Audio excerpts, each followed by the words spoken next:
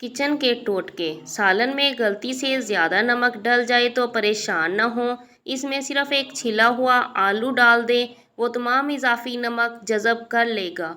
अगर आप तसल्ली करना चाहती हैं कि अंडा ख़राब तो नहीं, तो अंडे को ठंडे नमक मिले पानी में डाल दें। अगर वो तैरने लगे तो समझ आए कि अंडा ख़राब है, और अगर डूब जाए तो समझ लें कि अंडा ठीक है।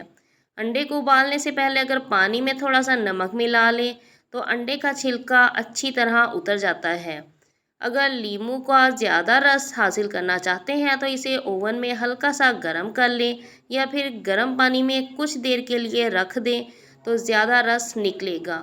घर में बची हुई कॉफ़ी को ज़ाया करने की बजाय लॉन में पौधों में डाल दें, ये बहुत अच्छी खाद का काम करती है।